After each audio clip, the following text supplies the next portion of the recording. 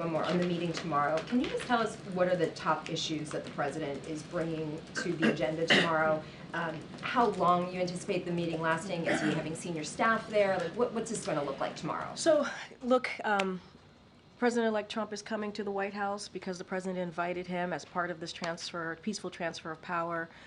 There's going to be a pool spray at the top in the Oval Office before the meeting commences, and so you all and some of your colleagues will certainly have an opportunity to hear or to see that, to see the two of them sitting down together. I don't have anything beyond that. I don't have an agenda to share. It's we try to keep these certainly these types of conversations private, and just don't have anything beyond that to share. This is part of the process when we talk about peaceful transfer of power. This is what you're seeing. It's kind of the beginning of that when you see the current president and the president who's coming in sitting down in the Oval Office and having a discussion. Don't have any details to share at this time. Thanks, Karine. Can you confirm whether or not Mrs. Trump has accepted Dr. Biden's invitation to come to the White House as well? Don't have any updates, or we don't have any scheduling updates to give. I would certainly reach out to the Trump transition team to get more clarity on that question. I just don't have anything to share at this time. And can you say whether President Biden is pleased with how the transition is going so far? I mean, look, what the president is committed to doing is making sure that this transition is effective, efficient, and he's doing that because it is the norm, yes, but also the right thing to do for the American people. That's what they deserve. We're going to have a meeting tomorrow. They're going to have a meeting tomorrow, and certainly that will continue. As you know, Chief of Staff Jeff Zients has been pretty open and available to the Trump transition team, and will continue to do so. We want this to go well. We want this to be a process that gets the job done, if you will. And so, look, it's certainly, we're going to do everything that we can.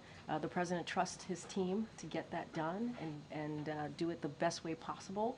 And that is our commitment. That's what I can speak to. Just lastly, are there areas that this White House or President Biden's administration are trying to shore up or protect from a Trump administration, perhaps trying to push back or pull back on some of the legislative and other executive order and other gains that the president is proud of? Yeah, no, I appreciate the question.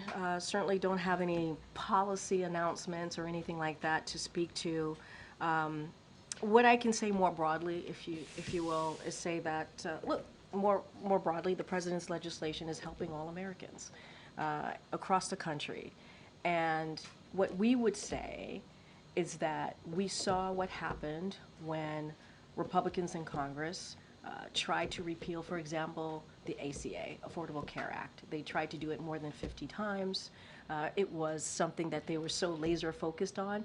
And meanwhile, the ACA, the Affordable Care Act, was incredibly popular, became more and more popular. And under this administration, we expanded the Affordable Care Act so that millions more Americans could get that benefit, get that care that they so very much needed. And we can't forget that if you think about beating Big Pharma, if you think about lowering costs, if you think about CHIPS and Science Acts, those policies are overwhelmingly popular.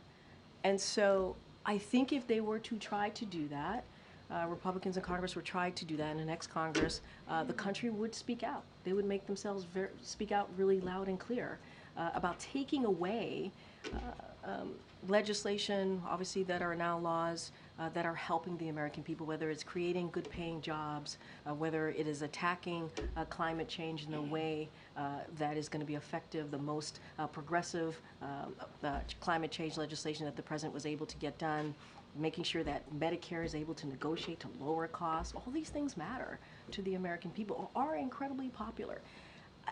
And they've tried to repeal that and go after that. I think the American people will have something to say about it.